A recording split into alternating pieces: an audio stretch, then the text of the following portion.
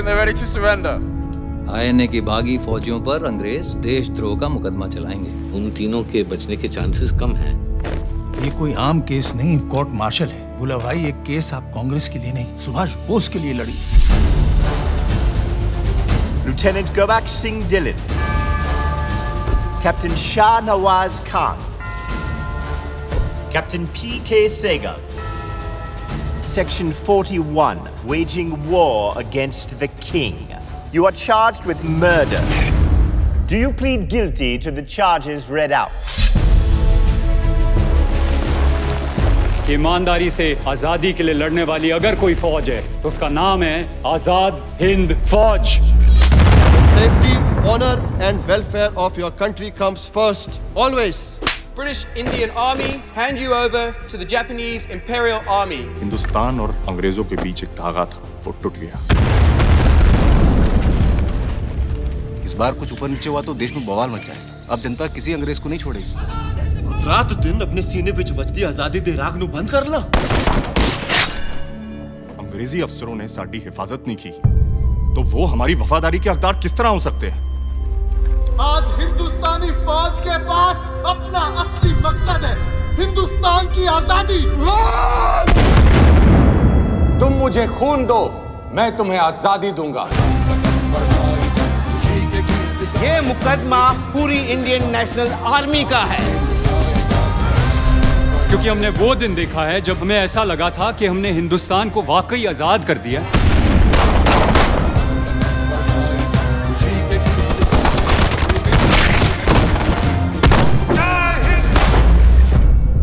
देश की आजादी की लड़ाई कोर्ट में लड़ी जा रही है और इस वक्त पूरा देश एक साथ तैनात है।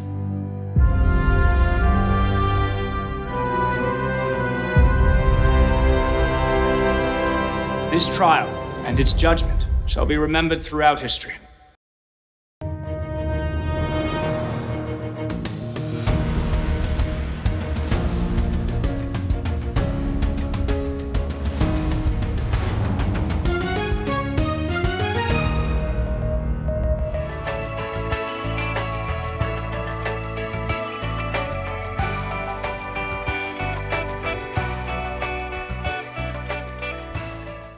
Professor Mahalakshmi and Professor Aditya Mukherjee for giving me the opportunity to present this paper on prices and wages in a conference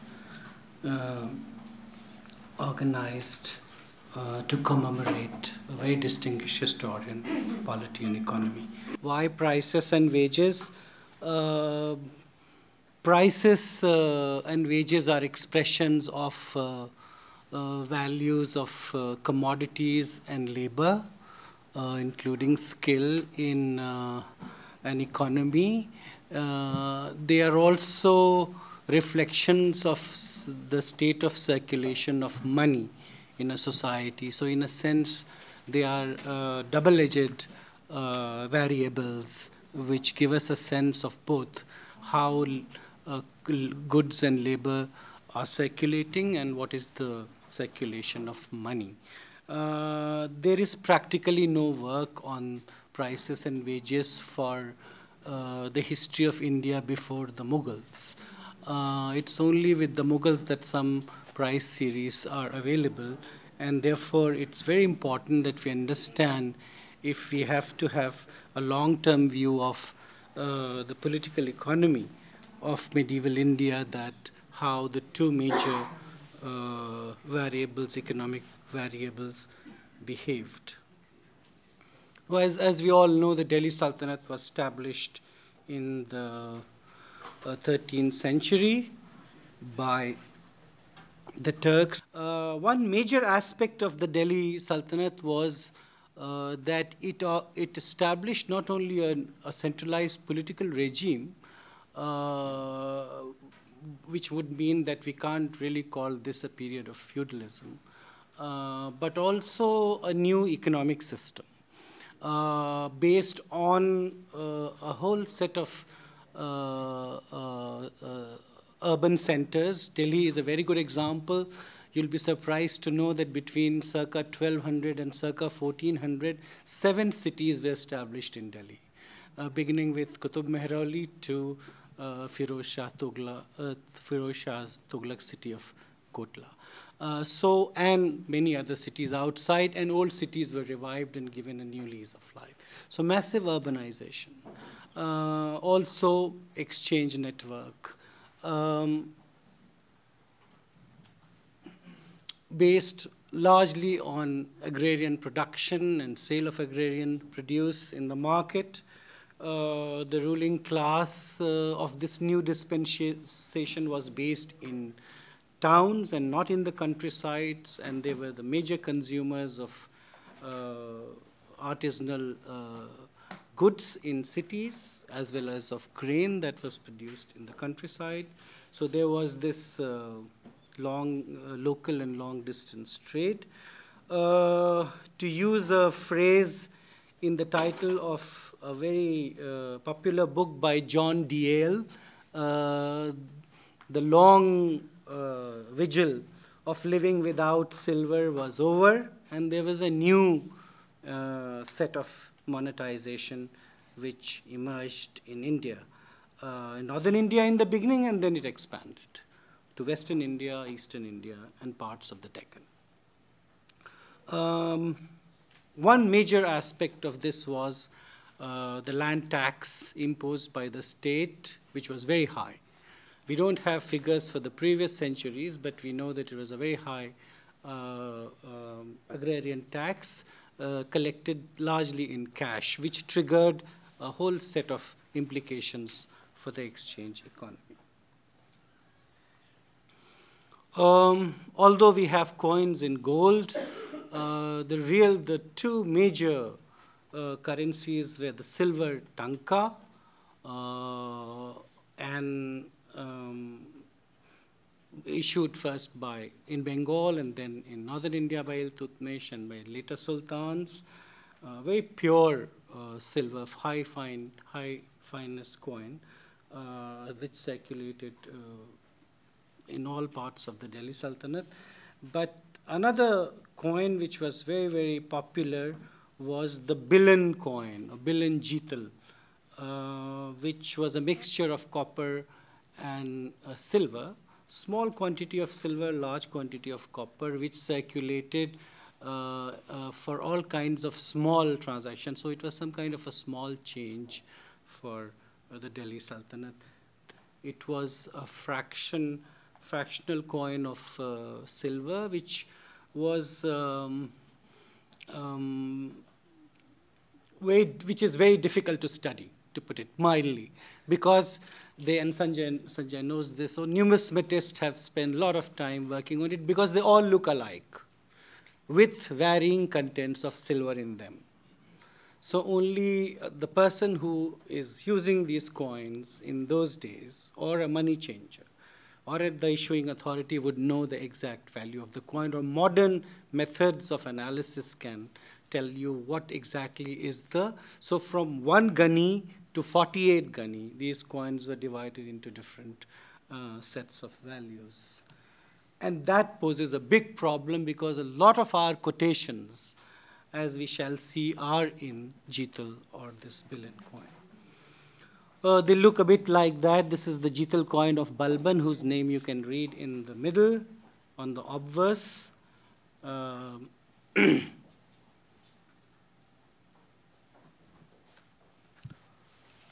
So this is the challenge. Most quotations of prices are in Jital, and Jital, as we shall see, is not only of different values, but also changes over time. So one Jital at one point of time is different,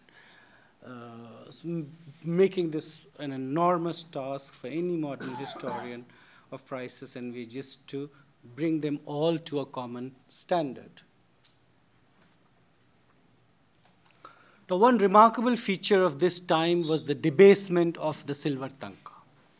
So in the beginning, as you saw, the tanka was pure, but with the passage of time, it started not only losing its weight, but also its silver content.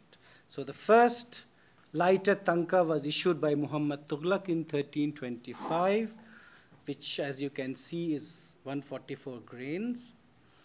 And then it was debased further. It was debased when the silver content was reduced to 44, further still to 28, and further when towards the end of the 15th century there was almost a very small quantity of silver left in that. Now, since the jital was a fraction of the silver tanka, the jital also automatically got debased. And this is how you can make out the debasement of the bill and jital. You can see that from the days of Alauddin Khilji, when the content of silver in a single gunny jital was 2.83, it was reduced in Firoz Tughlaq's time to 0.47. So there was a debasement, progressive debasement of the tanka as well as, and this debasement has implications for our study of prices and wages. But first, why was silver debased? Well, one argument, very well-known argument, is that there was a worldwide shortage of silver. Starting from medieval Europe, historians of medieval Europe has called it bullion famine, and there's an enormous amount of literature on that. You can see the date 1370 is the beginning, but the famine started, if that is the link, started in India much earlier, because as we saw, the tanka of Muhammad Tughlaq is lighter in 1325 itself, and then debased just 2 years later. So the debasement, if the debasement is linked with worldwide shortage of silver, and please remember that all India's silver imports came from outside, particularly Europe. India had accumulated large amounts of silver over time through exports of commodities, but there was no quick method of dehoarding buried silver in India unless some major impulse, economic or political impulse, was applied to dehoard.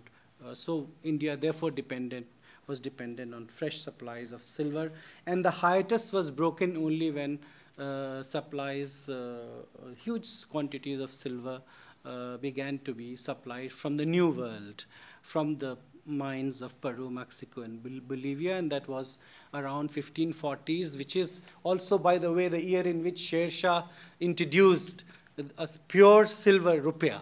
After a long period of bullion famine, the first silver rupiah was introduced by Sher Shah in 1540, which was a pure silver coin of the same kind as the Delhi Sultans had introduced in the early 13th century. So therefore, there is some ground to suggest that there was this link. Well,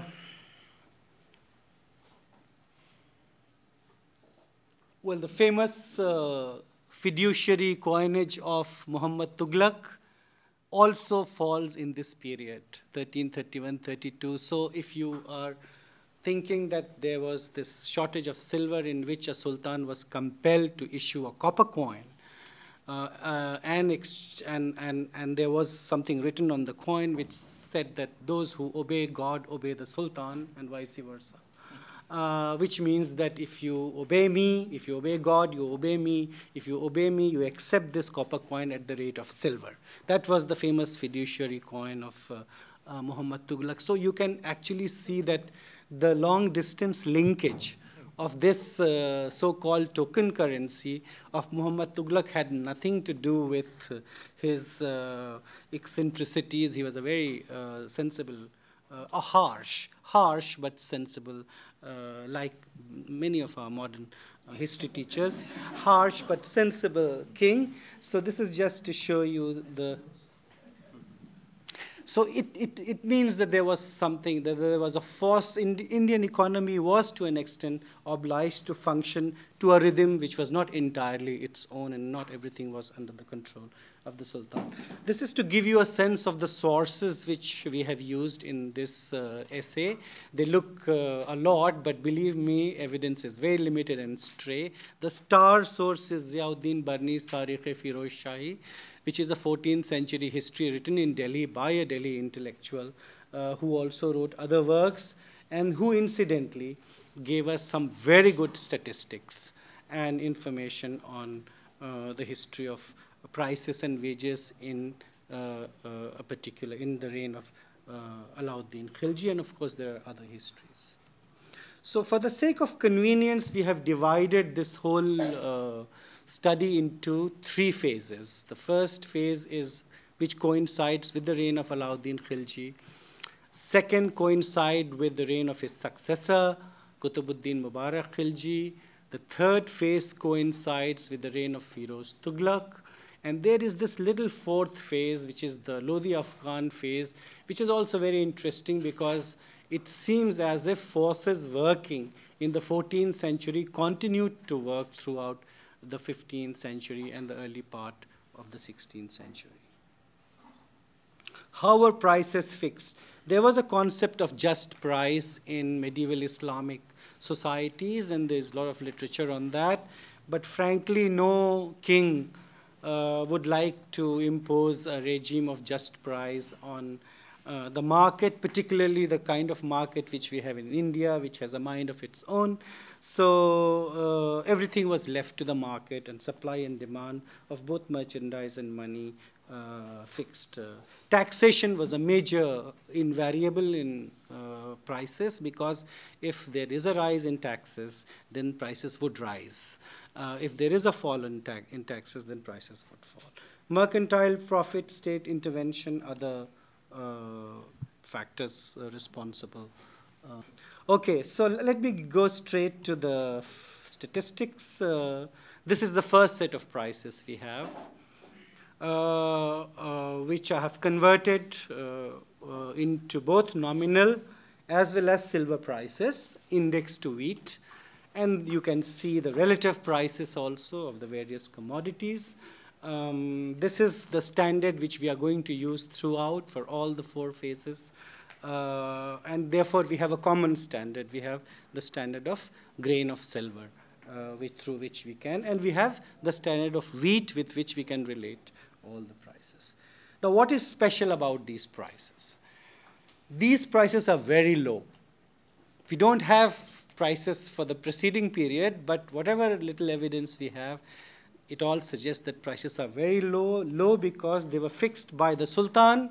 Alauddin Khilji was a very strict king, to use a mild expression, and he fixed prices in Delhi and in the vicinity of 300 kilometers and in the region of Doab, essentially for an army which was particularly stationed in this area to fight against the Mongols. Remember, this is the period when Mongols are invading India frequently, and there was a time when they came across the river Yamuna. So this army was specially recruited by Alauddin Khilji to be kept on a low salary, and therefore he had to correspondingly reduce the prices of everything in Delhi and in this area where the troop was stationed. How he managed to do that is a very interesting story, and Professor Irfan Habib has written a very illuminating piece on the relationship between the Sultan's agrarian policy, his taxation policy, and his ability to keep prices in control in Delhi. In the second phase, and you can imagine how happy people of Delhi were with Alauddin Khilji. And you will be surprised that, a tyrant like Alauddin Khilji is remembered after his death, and also this is partly our culture, that in 1354, I think 1320 he died, or 1316 he died.